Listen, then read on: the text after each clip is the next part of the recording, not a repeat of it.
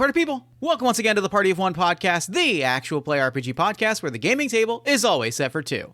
I'm your host as always, Jeff Stormer, and this week on the show, my guest is Teddy Wren. Teddy is a comedian, writer, entertainer, singer-songwriter, mental health advocate on YouTube. He does a lot of things, and nothing speaks to me quite like a person that does a lot of things.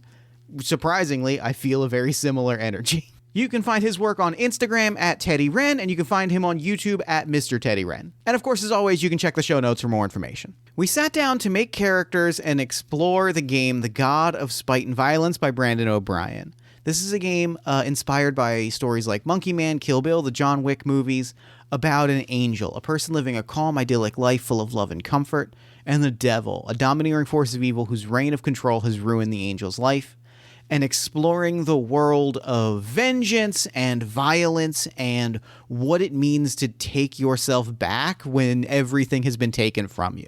Structurally, this was a little bit of an interesting episode. We really just focused on character creation and sort of building the world and the story that we were exploring. That ended up being really where the episode lives. That said, I'm really happy with the episode. I think the story we created and the world that we built and the characters that we imagined, the conversation we had really encapsulates what I love about the show, and I think there's something really magical here. It was an interesting experience. I don't know if the experiment of just doing character creation in the episode fully worked, but it was something that I would come back to. Anyway, you can check out the game at therisingtithes.itch.io or check the show notes for more information. And with all that said, let's go ahead and throw it over to me in the past so that he can get started with the show. Take it past me. Thanks, future me. I am so very excited. I'm sitting down with Teddy Wren. Teddy, thanks so much for coming on Party of One. Man, I'm very excited. This is going to be a new experience for me. Here's the thing. I love bringing people that new experience. That is one of the coolest pieces of this podcast, is getting to share this thing that I love and getting to really get into experiences that are weird and different and extremely specific and personal. And that is the magic of the show to me. So I could not be more excited. That's my whole market, is getting personal. That's the vibe, that's the energy, and that's what I'm looking forward to. Before we get into today's game, before we start talking about all the cool stuff that we're going to be doing today, why don't you take a minute, let our lovely listeners at home know about anything you've got going on that you might want them to know about. All right. Well, first off, my name is Teddy Wren. I'm a life coach, comedian, entertainer, if you will. What I talk about is life, love, relationships, especially your relationship with yourself when it comes to the dating sector, and mostly being able to help people equip themselves better to go into the dating sector. I also help people while they're dating and helping them out with different tidbits, even if it's as simple as a text message. But my biggest thing is helping people get their relationship together with themselves so that when they do go out here, because it's a cutthroat world, they're able to handle the punches and the hits that they take more. Other than that, I do stand-up comedy. So a lot of the things that you'll hear me say will be probably irreverent, but that's kind of my style in the mix of it anyway. And a lot of times, because I naturally talk about relationships, a lot of that stuff comes out. Totally. I'm really excited. Today we are playing a game that I have been chomping at the bit to play here on the show and to get to experience. We are playing a game called The God of Spite and Violence. It is a game about hyperviolence, fierce vendettas, and bisexual mood lighting. It is specifically very inspired by John Wick and that kind of genre of action film. The opening text of the game is that they took everything from you. Okay, where you lived was a dream made real on earth, a haven of trust and warmth. You wanted for nothing, especially not love, and then it was gone. It took less than an hour of fire and screaming for it all to come down around you, and yet for you it felt like an eternity. Less than. And it felt like being on solid ground, and before you could even look down, you were falling forever, stumbling from the gates of heaven into an equally deplorable hell. Any love that settles in this place is put out just as quickly as it flickers. Each seed of hope planted is raked out before its roots could find a place to settle. All anyone knows here is rage and sorrow. Good for you. That sounds like the first time I got on child support and the second time. So good for you. That's all you have to eat for a while. If you can weather this, let it sharpen you, and then you will be the perfect fang with which to cut into the devil. No one else can do it but you. Why? because you once were too soft to ever imagine you could do such a thing. That softness died in the embers of your home. All you have to spare is brutality. The brutality you wouldn't have even learned if it weren't for the devil teaching you how much it can sting. You have now learned the perfect chance to strike back against him and his forces, not because it's ideal, but because it will never come again. All you have is your rage and your body, and that will be more than enough. What an opening monologue. I fucking am already so excited for this game.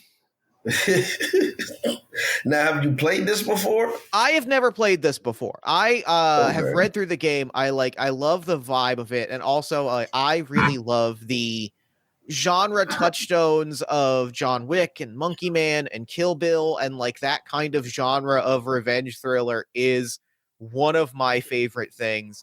But let me ask you, like, what's your relationship to like action movies and that kind of revenge thriller specifically? I think, it's funny too, because I just started watching Reacher on Amazon Prime. Sure. Similar energy. And there's something, I don't know if it's cathartic or what, to just watch, like, look, just some big guy go around and beat bad people. Sure. And he's got, what I was surprised by is the intelligence level that he had. Like, I thought he would not, but like, he almost gives me like if you were Sherlock Holmes without being nerdy about it. Like, he just like, why do you know as much as you do? Well, like, sometimes I'm like, bro, you're a walking MacGuffin, but I also just don't care. like I love what you're doing, which is being able to exact justice. And that's what I love about life. That's my whole thing, is justice and fairness. And like there's something really magical about, like, I mean, Reacher in particular, there's a real magic to the way that they like play into that dichotomy of like and the way that like him being 18 feet tall, like they play so well into that notion that like, because he is this walking tank, everyone assumes that he's not paying attention and that he's not keyed into the situation. Yeah. And like, I really love that aspect of it. I just finished season 1. I'm moving on to season 2. And that was the thing that I realized about it. I was like, yo, first of all, like, why is he so smart? How does he know this? How does he know that?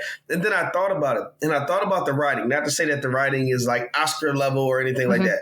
But I thought about the writing and how much like so many characters can't help but continuously mention just the Adonis of a man that he is. Yeah. The Hulk of a man that he is. And you can tell that he might have done that that might be his smartest play, is because he looks like that, because he is that way. That's all they can see. Even when no matter how intelligent he's being, he could be giving you the quadratic equations and remembering pi by every digit. And you're still like, but those biceps though. Sure. There's a similar thing without, a guy that is a walking tank. Like, there's a similar thing that evolves, I really love, in both John Wick and Kill Bill, where like you get this sense that because these characters are who they are, like, I am such a sucker for when a character has a legend about them, and when that legend, like, when the character kind of knows how to like lean into that sort of legend aspect and lean into that mentality of like, who I am, the stories that surround me, and like watching that the person kind of interact with their own legend is always, every time, it's really captivating to me. Which is nuts, because like Reacher doesn't even have a legend, but then like as they look him up more, they're like, what? And then to a degree, the legend is just is this is a guy that looks like that. Yeah, like that's it. And then they're just like, okay, well, I looked you up, buddy, and I saw this and I saw that, and yet they're wrong about everything that they think they saw and knew. And yeah, there's something to rather than being like, a lot of people will make themselves small to be unassuming. This is the first time I ever seen it where somebody made themselves big. Yeah, to be unassuming. It's really, really clever. It's a clever spin on that idea, and it's done so well. Yeah, that being said, I mean, I watching that I went to the gym this morning. I was like, yo, I gotta get somewhere there, man. I just saw his biceps and his triceps, and it almost looked weird. It looked like he had just 2 balls by his shoulders, and I was like, kind of got to do that in my life. It's like I need that. I mean, you know, you got motivation comes where it comes. You can't deny it when it shows its face. I take motivation from literally the most random things. And sometimes I feel like it gets me in trouble. Like I'll be in the gym and like you can see a guy, you can see a girl in there, and you can just tell they put in the work. Like this, somehow you're just like, wow, you ain't gotta ask like that for nothing. But then I'll be like, you're my hero for the day. Like, and so for no reason at all, I will work out more and harder. Like, can't let my hero down. They got no idea. They got no idea I'm even there. But I'm like, that's my hero for the day. And that's what I'm striving for that. I admire that. And yeah, I'm like, yo, that's whatever you need for motivation. Hell yeah, bro. Absolutely. So that's the kind of thing that we're playing around with today. We're making a sort of revenge thriller. We're telling the story about a person who was legendary and has been dragged into hell, and they are going to like strike back and kill the devil. Okay.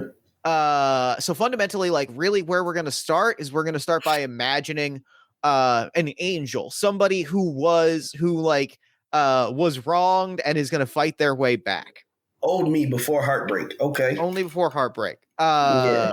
We are going to, so I am going to like walk you through building a character here and like kind of decide who we want to talk, who we want to play, the story that we want to tell. Okay. We've got some kind of touchstones. We've got some big picture ideas. And the first thing that I'm going to ask you about is really, we could go through name, or we can go, I'm going to throw you two things and let you kind of bounce around and decide what you want to kind of play around with first. Do you want to kind of like define a name for your character, or define like who, like just a quick grounding point, or do you want to start by talking about what your character has lost? That's fine. Let's find the grounding point. Okay. So you're going to write down three names. Okay. One of them is a name, you know, it's your name. Then you're going to have a heart name, which is a beloved nickname from your past, and a hurt name, which is the name you hate being referred to. All right, let's see. The first one was just the first one's just your character's name. Okay. Then then your character's beloved old nickname, and then the name that your character hates being referred to as. All three of these will tell us something about who the character is a little bit. Okay. Okay. Let's see. Okay, so then the hurt name, the one that he hates, is blank. Okay. And then the heart name, which is his old nickname, yep, is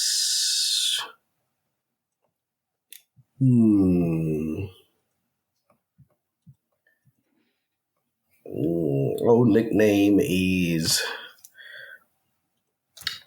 Smiles. Smiles. Interest. Okay. So we've got an initial idea of who this character is. This character has lost something very specific. You know, John Wick lost his dog. Kill Bill lost her husband. What is the thing that exemplifies like what you're seeking vengeance for? What is the thing that the devil has taken from you? Yeah, the devil took. Now, do I need to? It could be anything I want it to be. It can be anything you want it to be. I mean, and this is gonna kind of determine a little bit of like the world that we are existing in, right? Like we look at like John Wick, like the fact that they killed his dog is like it colors a lot of the specific vengeance that we're after, in the same way that like Kill Bill losing her family, or one of my favorite action thrillers, the 1995 movie Payback, where Mel Gibson loses, I think it's $50,000, and then people keep trying to offer him increasingly large amounts of money, and he's like, no, I want the money that you owe me. I don't care about the rest of it. Like, that also implies that's the kind of thing that I think is like, it implies a specific worldview when it's like, this is what your character valued more than anything and was taken from them. So, during a state of deep, dark heartbreak, after dealing, while trying to recover from, after having just come to terms with the fact that they had to recover from it. Morris had a 7.5 ounce of Coke. Okay. And not cocaine, but Coca-Cola. Sure. And it had his name on it. Okay. And he was scheming to make sure that when he did find happiness again or achieve something that gratified him greatly, he was going to crack that can open and drink that Coke. And then that Coke was already drink one day. And that was the devil who drank the Coke. That's so funny, but also weirdly beautiful in a way that like I cannot emphasize enough how much I really adore that. Like there's such a because like it is such a small kind of silly thing, but also there's a real gravitas, like there's a real energy to like this is the ritual that I've put aside for when I finally have reached a moment. Like there's real energy there that I really want to like lean hard into, especially as we get into the idea that like this is a person who, you know, the idea that this is like a world of John Wick style ultra violence, and like that the idea that this person had this tiny ritual for when things were better, like there's something really kind of magical in that. Yeah, you're looking forward to like the celebration, and yet for some reason, just and a it's the small smallest celebration, right? It is the most seemingly inconsequential to anyone else, and like as we kind of imagine what the devil did, I love this is the thing that I really like in John Wick. This is the thing I like in John Wick. Is you have the central villain is so evil and does so many things that like killing the dog is like such a like there's a pettiness to that, right? Like there's an almost just like there's a petty cruelty, and there was definitely pettiness to it, especially because like it was just a puppy. It's not like it was a full-grown dog that was a danger. Like they literally did it just to be dicks. And so like to me, like that's what drinking like in addition to, I want to throw in the detail that like whatever Morris did, whatever Morris's life was like, whatever like world of violence he occupied, and whatever like violence this devil enacted upon him, like drinking the Coke, like ripping a Coke or taking a Coke out of the fridge after like, you know, smashing up an apartment and killing people and all these things.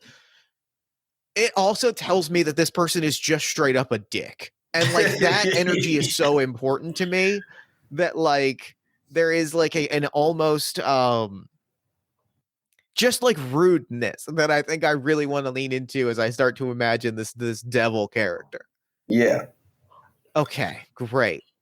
So now now that we've kind of identified who, you know, what the impetus of this character is, you are going to sort of tell me like this character's emotional temperature. Okay. You're going to mark down 3 points. 3 points between hot and cool. Each so one of them, so either hot or cool will have 1 point, the other will have 2. Hot is your ability to do things with passion and intensity. Cool is your ability to do things with calculation and focus. Do you think Morris is more hot-blooded or cold-blooded? More cold-blooded. Okay.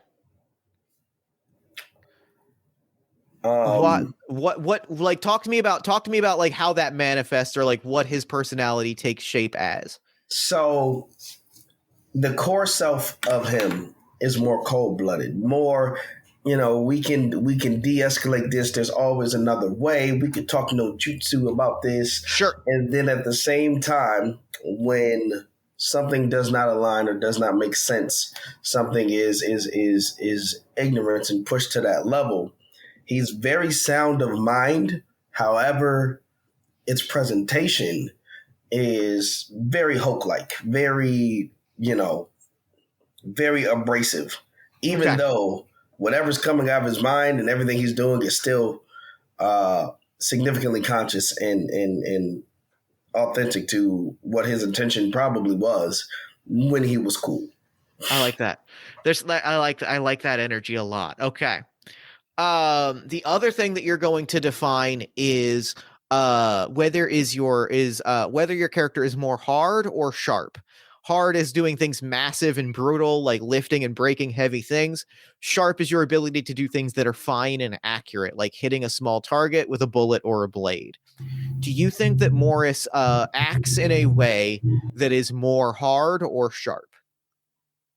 I'm gonna say, ooh, that's a tough one. That's a tough one because I feel like it's more sharp until the temper gets lost, and then it's hard. So I guess the question then that I would throw to you, and I think this is a good character building question. When you envision Morris, how often does that temper get lost? How well in control of that temper is Morris at all times? Very, very well controlled. So like, then it sounds like sharp is the way. Yeah. Like it sounds like that is more like that Morris moves in a way that is sharp and is like in control of those emotions very specifically. Mm-hmm. Okay. Great. Okay, this is a great question. With the note that it does not have to be the name of an existing god. Who is your god of death? Oh wow. I love this fucking game so much. I love just being like this character speaks to a god of death in whatever form that takes. Whether that is just the concept of violence or like as who are the demons? Who are the demons? Like who are the demons that are in Morris's ear?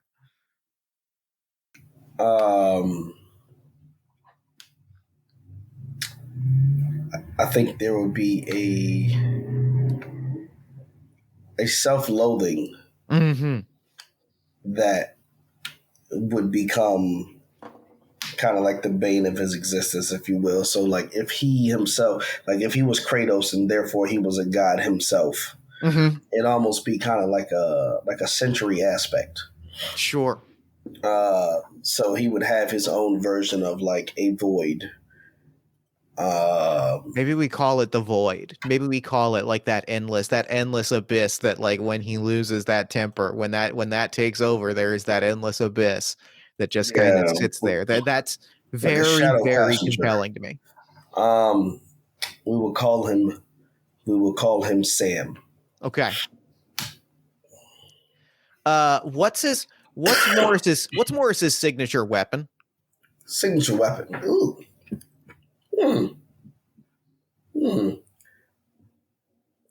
Where are we fighting? And how are we fighting? I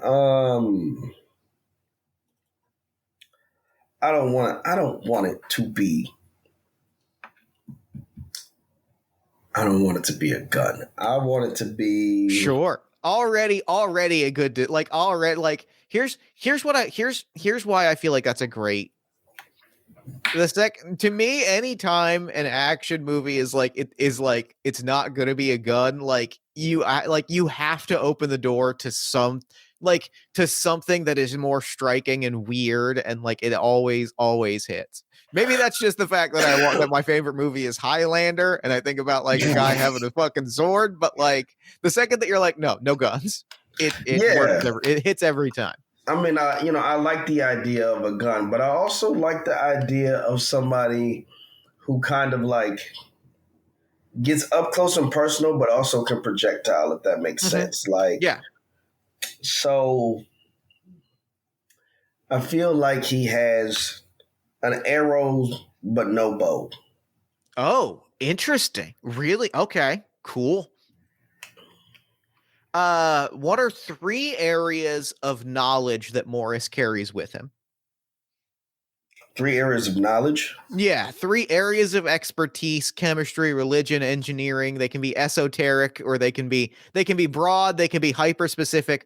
What are 3 areas of extreme expertise or knowledge that Morris possesses? A recognition, the ability to recognize patterns and predict them. I don't know. I'm sure there's a term for that. I think pattern recognition is what I would call it. I think that's a very interesting pull that I'm excited to kind of imagine how that plays out in play. I I think, let's see, three other things.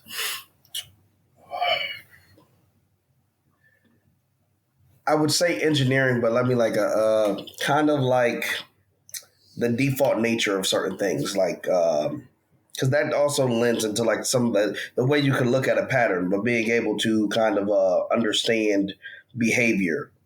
Sure, almost like like a behavioral analysis kind of almost psychology, but not quite.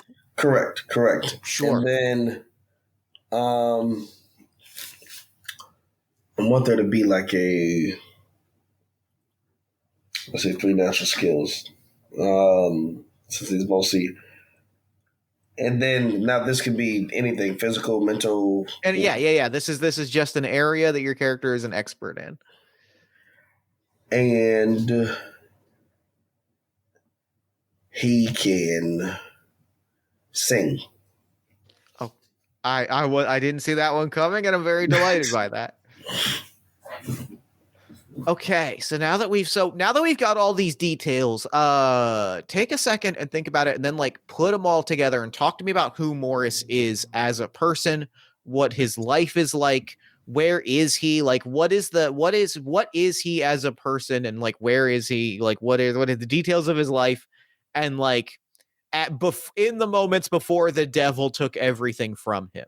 Now I'm going to take some notes and map out the devil. We're going through the lens of the fact that like he probably like he's an angel, or he started as an angel. I think we're pulling on the idea of like an angel in a very kind of metaphorical John Wick sense of like this is somebody with like a John Wick in the opening of the movie when he's got his life put together. You know what I mean? Okay. In the sense that like he has give me the initial opening of the movie where we see John Wick's like life before the guys come and ruin everything. I think as in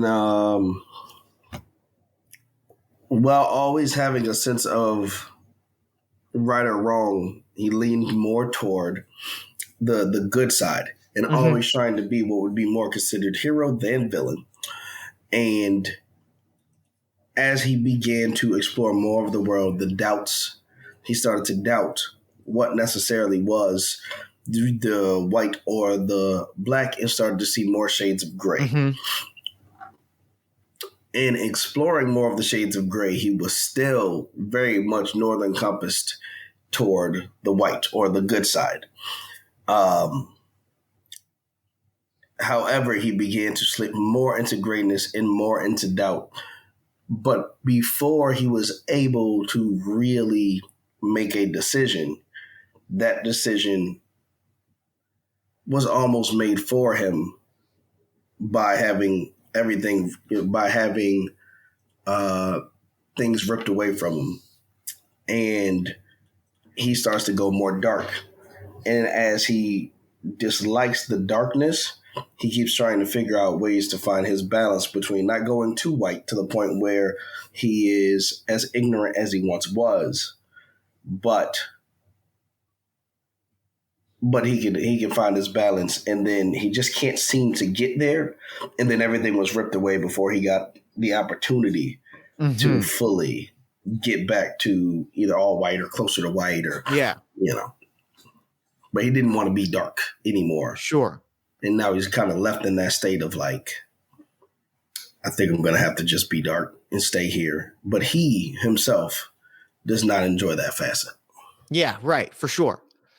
I'm loving all of this, and this is giving me kind of a direction, because now I get to build the devil. I get to imagine the person that takes everything from you, and then to cap it all off, stole your can of Coke.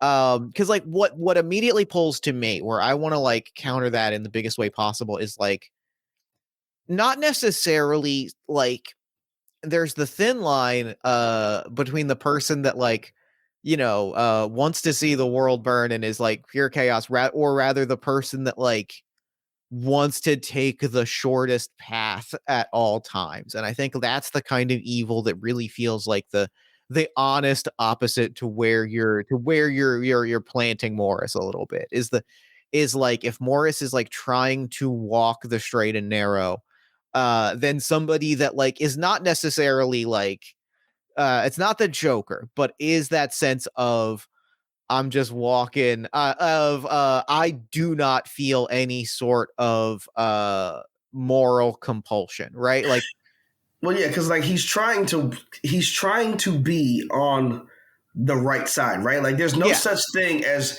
absolute right, and there's no such thing as absolute wrong. But as long as he can get away with being right, he's good. The problem is sometimes to be right, you got to do wrong, or at least to not have what should be right. How do I put it? Like you ever have an argument with somebody and you're like, bro, I'm not wrong about this, but for some reason they just can't help but make you yeah, try to be wrong. And you're like, bro, like even though I'm still right now, I'm yelling. So now I'm closer to being wrong because my approach is wrong. Kind of the same thing where it's just like, yo, sometimes I don't want to have the wrong approach, but I'm going to have the wrong approach. yeah. And I just want to be forgiven for the fact that I'm there. But you know what? I can't. So you know what?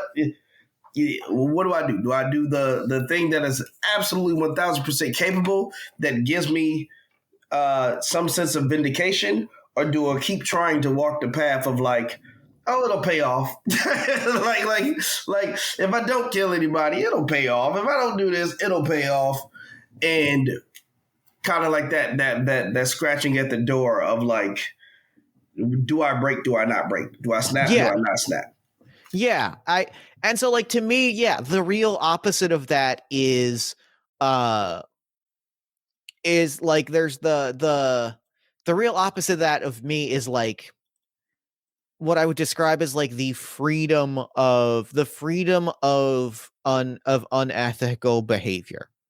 It keeps the it is like the idea that like, you know, taking that same core sentiment that there is no pure right, there is no pure wrong, but like trying, but like whereas Morris is like trying to constrain himself to being as close to that idea as possible, just going like I don't care, like it does not matter, and I'm just I am freeing myself from the obligation of having of trying to hold those ideals.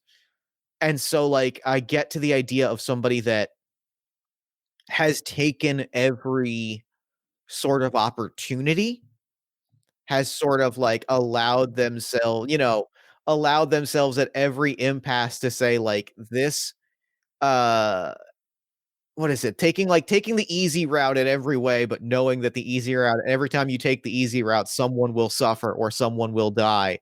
Looking at that mentality and going like, cool, it's still the easy route. There's an almost like laziness, I think, to it that like that speaks to me as like a real devilish evil Yeah, energy. whereas somebody else who's always taking the easy route, and you're like, bro, Yeah, you know what I'm that's saying? It's almost you get a sense of jealousy almost for the fact that like you ever see just assholes and you're like, it seems like it's so fine for them to be assholes. Why the fuck can't I be an asshole? right. Like, like, That to me is the evil that is the opposite of Morris. Like it's that yeah, sense of like of the freedom of not caring about other people or not caring about the consequences of my actions. yeah, like you can do that and get what you want, Yeah.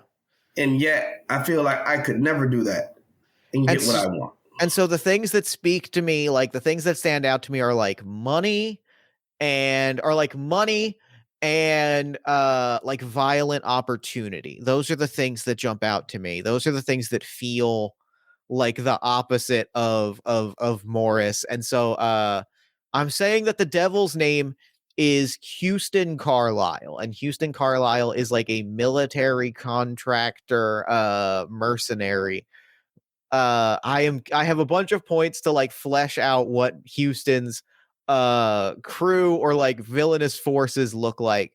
And to me, like that rep like Houston is because like the idea of that kind of laziness also to me manifests as like not wanting to get his own hands dirty. Because it's the idea of like I not only do I not care like what I do and who gets hurt, but like I don't care if I keep somebody around that I know is bad news. Like that to me is a manifestation of that kind of asshole behavior. and that kind of also laziness at the same time of like, I don't know, like I'm not doing the work of making sure that like like being around people that I can trust or that like are doing the right things or that like aren't causing even more harm. And I don't know, they're here, I'm going to keep them around. So like I get the ability to define a few key resources that the devil has. His power, which is like how much I can hurt the angel or someone the angel knows. How many imps I have at my disposal. These are the forces that I can like dispatch to try and kill the angel. And then there are barons who are the like special forces. They are the elites. They are the named. They are the Viper Force 5. They are they are the lieutenants. They are the mini bosses. How many of those people I have on my roster? And to me, like I think this is a character who primarily has imps. Like this is a character who like pure minions. Minions. This is a character who is outsourcing things and not outsourcing things to people, to not like seeking out specialists. This is a guy who trusts that like if people need to be killed for money, like I'm gonna pay a guy $50 and go have him kill him for money. Like he's got some lieutenants at his stead, but like for the most part, this is somebody very well connected to a kind of military industrial murder complex that is just hiring guys for the sake of hiring guys. So I'm gonna ask, now that we've kind of defined a little bit of these characters, what was our relationship like before the devil took everything from you? Because I think there is a connect. What is the connection? Did we work together? Did we know each other? Are we family? Like, what is the relationship? Are we truly just two people that crossed each other at the wrong moment? Like, what's most compelling to you as the relationship between Morris and Houston? I think most compelling is the sense that like being friends, like being like really close friends.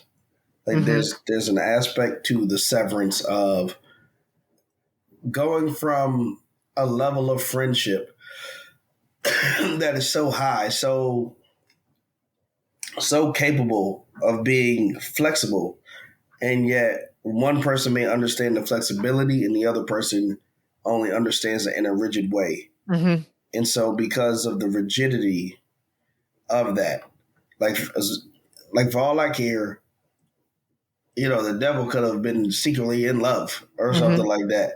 But just that whatever turns that bitterness, that unrequitedness into, you know, simply I didn't get what I wanted, and so now I hate you. Yeah. That is the relationship.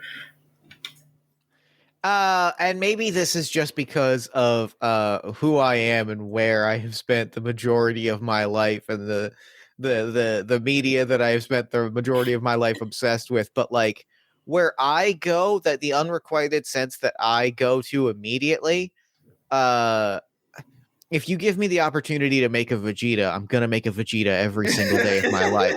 Like, especially with Morris as somebody that like is exceptionally good at what he does, but has lived a life where he's held himself back very consciously to try and do the right thing more often than not. That like being so exceptional, being so talented, being so remarkable, and choosing at times not to as Houston would describe it, live up to his full potential and do as much as he could be doing, making as much money, you know, being as powerful as he could be, taking everything that he could want. Well, those levels too of like being like, you know, you're the smart one. Like, I'm not dumb, but you're so smart. You have so much pride in that you're smart. You didn't know They like, you couldn't have saved me from this thing, or you couldn't have put me out of my misery, or you couldn't. It's like the lack of accountability. Yeah, there's something. There's an that's an incredible kind of framing of it, and like, I like the idea that like. I'm gonna lean on that idea of like if Houston's the smart one, if Houston like what that tells me is that Morris is the man of action, and Morris is the guy that gets things done, and Houston is somebody that makes big plans, but like maybe those plans don't come to fruition or take time, but like having someone in your life that seems to just like make the impossible happen. There's such a jealousy that comes from that, especially when like, again, if I get to make a Vegeta, I'm going to make when you have to work and you have to plan and you have to scheme and you watch somebody and they kind of just do the thing and then the thing happens. Like, I think it's for Houston that eats him alive.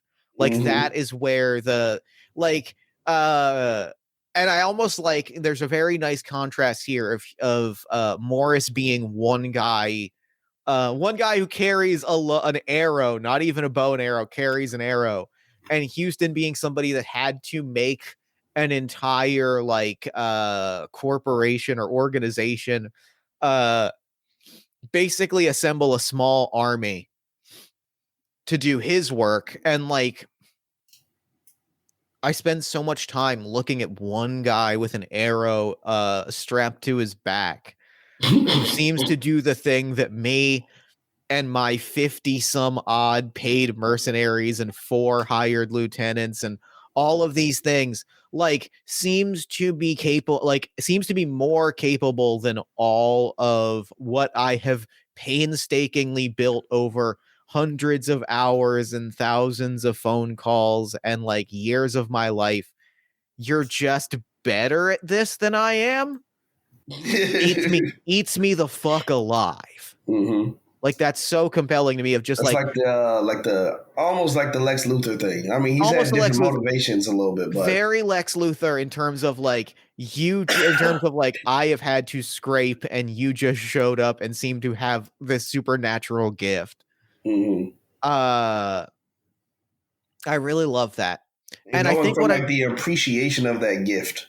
Yeah. To them being like, I don't want to use it for me. I won't want to use it. I don't want to use it because to use it there would be consequences that would like there is this is very Lex Luthor. There is that jealousy of like if I had what you had, I would enact what could only be described as a one-man reign of terror upon the world. Like and it's evidenced by how I have used what I do have, which is like I have taken the money and taken the paycheck and killed people and like enacted pain. I have done these things just to hurt people. And I'm like, man, if I could also just like kill somebody with an arrow that I held in my hand, like I could make so much money and be so feared and so respected. And to see you not do that, I'm like, well, this motherfucker's got to die. I don't really know how else to frame it. Yeah. And so like I almost like what I'm gonna ask because I think that like a perfect setup is like we were longtime friends. We grew up as friends. We've lived in this morally complicated, violent life together as friends. What was the moment? What was the opportunity? What was the job that Houston wanted to work with Morris on, but like Morris refused to do it? Because I think there was absolutely like some job at some point that Houston saw as like a perfect paycheck and Morris saw the consequences of and like couldn't do it. I think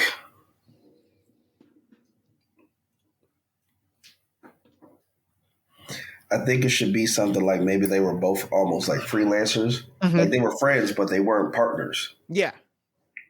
And they were freelancers. And he knew that there was a job that he needed assistance on, and he felt that Morris would be the right person to help it and that they would come out completely good. But Morris was like, no, that job is not me. I think what job would not? I want to say like it feel like maybe it's like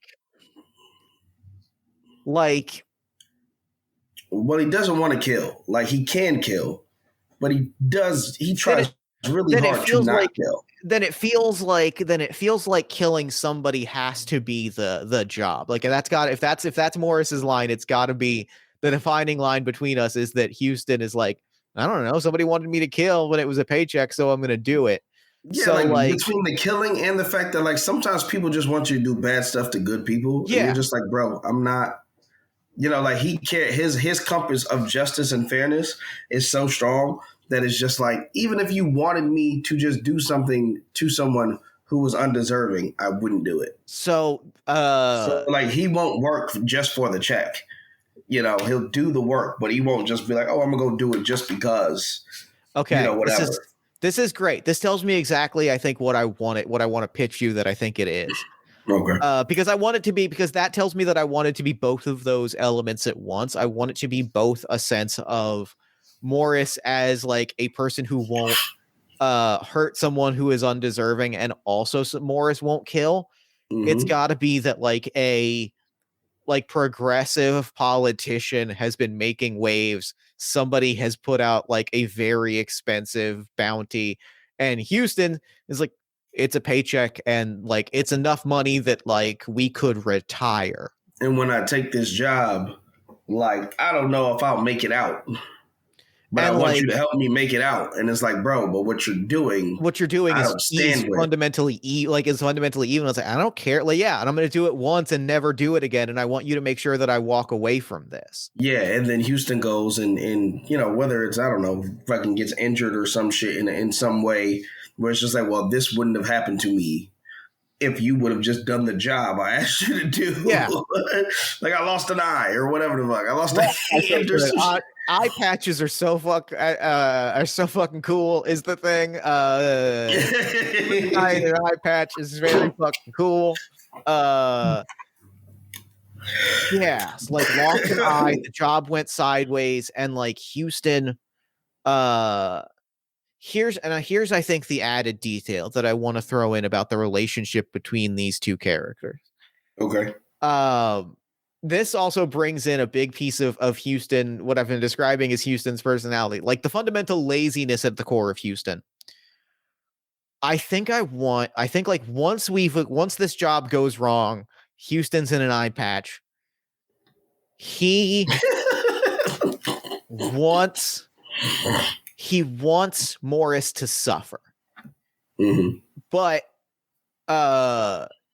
he isn't hiring, he isn't hiring the best and brightest. He isn't going out and finding the one assassin that will like torture and harm Morris and like not that won't like terrorize Morris but leave him alive. He just gets a bunch of guys together. He just rounds up a bunch of like the cheapest option. And so they smash up Morris's he tells him like, you go find blank, you torture blank, you kick the shit out of blank, and you make him regret putting me in this eye patch. Mm-hmm. And he just like gets a gang together, and they go and they leave you for dead. And one of them in their like hubris, or not even hubris, but like, incompetence and arrogance and all of these things, like while you are half dead on the floor of your own apartment, they just kind of kick back and they watch your HBO, and one of them cracks your 7.5 ounce can of Coke. They're just Neanderthal thugs. They just slum it in your apartment for a while, like really almost gloating, for lack of a better way to put it. I also want to put like, I don't know what it'll be made out of, but it's like a rubber ball that he covers up the tip of the arrow with. Oh, that's really great. And then like you said, like some form of like a tensile kind of like rope Yeah, flexible thing or something like that that he keeps the arrow attached to. that's sick. That's coolest. And like, uh, they're so like it's so shitty for these guys to like fuck with your arrow specifically, like, and also sets them up to be so eminently murdered. Of like, Well, yeah, because nobody expects. I mean, it won't look like an arrow at first. It just looks like there's so a they like, ball, so they like like a stick batted with a ball. they batted around like kids playing with like a ball and cup. Like they bat it around and they make fun of it and they make fun of you and they kick back and they sit around in your apartment and they drink your Coke and like it becomes this embodiment. It's so funny and so silly and it becomes this embodiment of like they see you as nothing. Like they see you as a non-entity. And so like when they leave you for dead, like they've taken like they have not taken you seriously. On top of everything else that they've done, there's this element of like blowing you off or not taking you seriously that had Houston been there as somebody that has known you for years and like has this jealousy and resentment, like he probably would have emphasized like this is not somebody to casually fuck with. But he's not there because he's lazy. Yeah, He sent some guys to yeah, do it. being unassuming and so forth. Like, yeah, you're just like, well, what's so special about the guy? There's nothing special going on. He doesn't seem like he has like 16,000 guns in a chamber, or he doesn't seem like he's, you know what I'm saying? He's pretty, I won't say mild mannered, but it's just a guy that walks around with this stick with a ball on the end of it. And you need all of us to go get him. Yeah.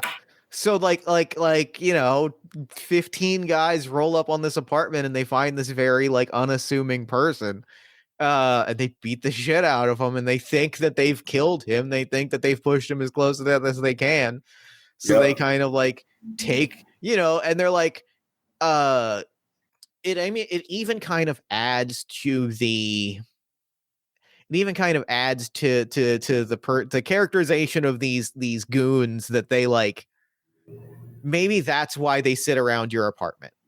Maybe it's because like they have the view that like we thought this was going to take a while. We thought this was going to be a fight.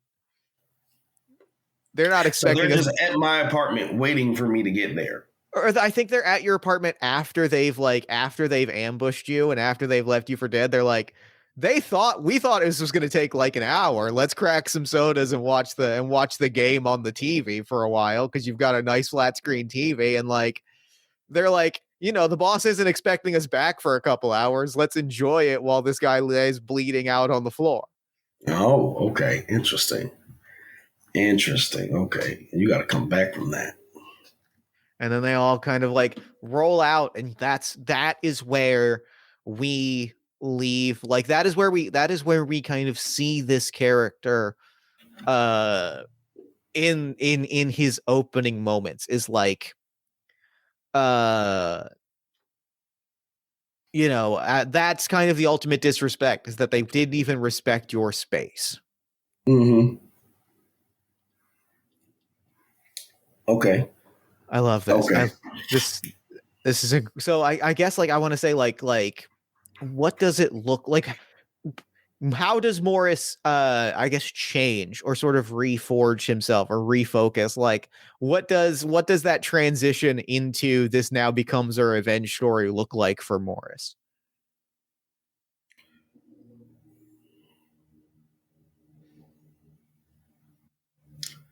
So I think how does it actually happen? Yeah, like now that we've kind of seen now that we're with Morris at his lowest moment, like what does it look like to start to pick himself up? Like what is that training montage, that transition montage look like before we start really seeing the revenge play out?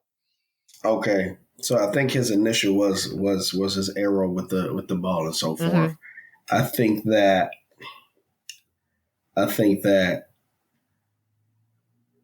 because he just didn't take the job. That's all he didn't do. Right. So other things in life were not going great for him. Like I said, then he goes through the heartbreak and so forth. And I think that due to whatever the end result of the mission was for Houston, Houston does show up, but he doesn't show up to do anything. Like, he shows up with all his guys. But Morris, it's more like for warning shot purposes. And then, so nobody knows, of course, like, this Coca-Cola means what it means. Yeah. So he shows up for warning shot purposes, and Morris only witnesses it because of, like, cameras and shit like that. So he knows who did it. So because he's not there, they just decide to destroy the place, trash the place. And then when Morris goes in right after witnessing it, because he's like, he was headed there, but they left before it got there. He's looking at everything, taking it all in, and he feels like, what else is new, right? Like, great, things are happening. Why did you do this? Why, all I said was I wasn't going to take the job. Like, I wasn't going to do this. It didn't have to be like this, but whatever. Like, it's another Tuesday right now because I'm heartbroken. Yeah. So who the hell cares? And it's not until he goes into the fridge and there's not a lot in the fridge, but he sees that it's not until he looks at the floor, actually, and he sees the can there. And it's not spilled or anything. So clearly it was consumed. And then he's like, wait a second. What the fuck? And then it goes to the fridge. And it's no longer in the fridge, which means that must be the same can that he's been holding on to at this point for over a year. Which means that somebody drank it. Yeah. He's pretty sure it would be Houston, but it could just be a goon. So though he wants to enact against Houston, he really wants to find who drank his can. And I'll stop when I find out who drank my can. I don't even have to do it all the way to Houston. If you could just point me to which guy drank my can. And if it's Houston, then it will end with Houston. So what I love about that is, like, I love that we've established, what I love here is, like, establishing very much that, like, Houston is at the heart of, like, the fact that Houston is at the heart of it, but was not there and did not drink the can, like, that is such an interesting dynamic and an interesting, like angle for revenge. And like you said, like, it adds an element that Houston has the ability to stop this at any time, which I think is fucking fascinating, because, like, maybe. Well, he was there. We just don't know if he drank the can. Sure. I think so. Just point me to the goon. Just point me to the goon who drank the can, or if you drink the can. But Houston just won't tell you. That's what I think is so. That's what I think is so compelling about it. Is like, it is trying to get a crucial piece of information from somebody that just didn't care enough to know if it was him or if it was somebody else. Like, it's my beloved 1994 movie Street Fighter. It's the fucking, for you it was the most important day of your life, and for me it was Tuesday.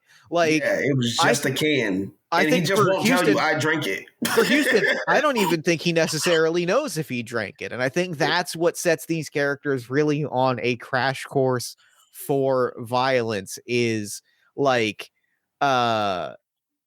fundamentally the thing that is going to drive all of this violence is the fact that Houston is defined by the fact that he is apathetic at all times. Apathy is the word that I've been looking for the last half hour of, like, he is fundamentally just not particularly interested in paying attention to the consequences of his own actions. And I think that is so fucking interesting and compelling.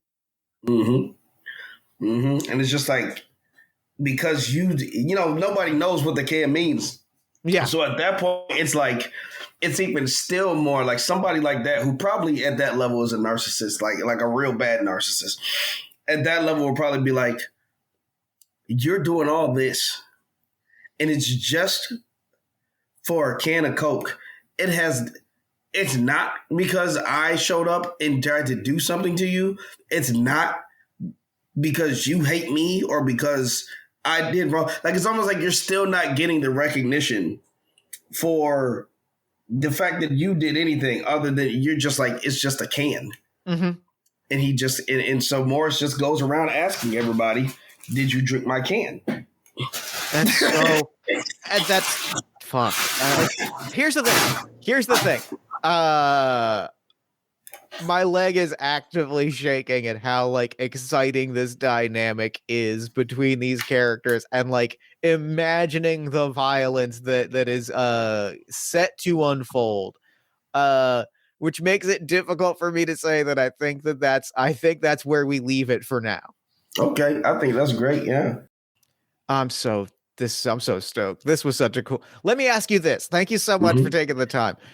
You mentioned up front that this was going to be a weird and interesting experience. How are you feeling how are you feeling sitting down here at the end of it? I think it's dope. I remember, because we met through a mutual friend, and I used to help him do, test some of his games and things like that. And so sometimes I forget exactly what the formatting and the modeling of that is.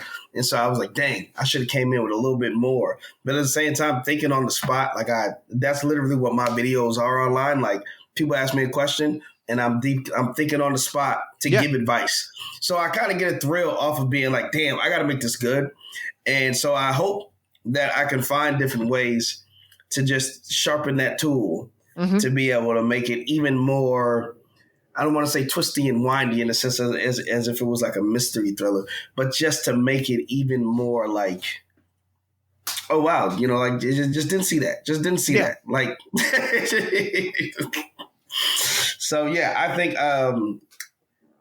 it's not weird enough yet. So I'm gonna work avidly, especially on the next call, to make it that way. I'm so excited. I'm so stoked. I think this landed in such a fucking exciting place.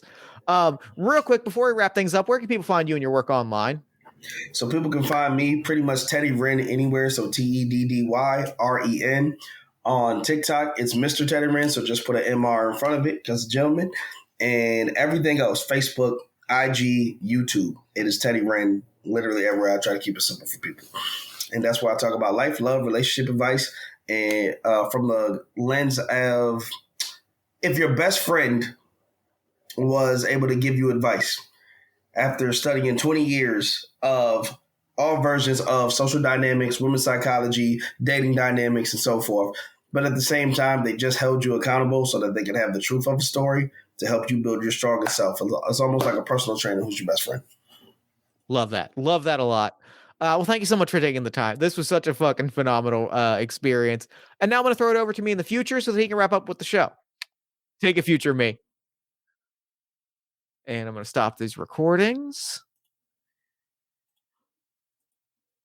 Thanks, past me. And thanks again to Teddy for coming on the show. The way that this episode shook out of us just like sitting down and kind of making characters and sort of building this world was really interesting. It was cool and interesting, and it was like a different form for the show to take, and like it got my brain spinning on what the show can be, and like I'm really grateful for that. I'm grateful that we were able to have this experience together. This was really cool. I was really happy with it. You can pick up your own copy of The God of Spite and Violence at therisingtides.itch.io, and be sure to check out Teddy's work on YouTube at Mr. Teddy Wren, or follow Teddy on Instagram at Teddy Wren. You can also find us on pretty much whichever social media you prefer at Party of One Pod or Jeff Stormer, depending. And if you enjoy the show and you want to support it, there's a lot of different ways you can do that. Subscribe to our newsletter at buttondown.email/partyofonepodcast, and join our Discord community at bit.ly/partyofonediscord. supporting. You can support us financially at patreon.com/JeffStormer or Ko-fi.com/JeffStormer. You can give us a nice iTunes review, shout us out to a friend, give us some love on social media. You can buy some Party of One merch at bit.ly/PartyOfOneMerch. Or if you're looking for more great podcast content, you can check out All My Fantasy Children, which is a character creation, storytelling, and world-building podcast that I make with my best friend in the world, Aaron Catano Saez. We take a listener-submitted prompt and spin it into an original fantasy character, populating a shared universe one story at a time. You can also check out Yazeba's Bed and Breakfast, which is an actual play about a heartless witch, a cozy house, and the many people making their homes inside. Both of those you can find wherever you get your podcasts. Party of One is, as always, produced and edited by Jeff Stormer and Jen Frank. Music for the show comes from the song Infinite Lives by Mega Ran featuring the D&D Sluggers, and the Party of One logo is by Evan Rowland. If you'd like to inquire about advertising rates, coming on the show as a guest, or about press coverage of the show, you can email me at partyofonepodcast@gmail.com. And unless I am mistaken, that is all we do here. So until next time, thank you so much for listening. Remember to fight the forces of fascism every single day. Remember that self-love and self-care are radical and defiant acts of resistance. And as always, party on, everybody. Never gonna die.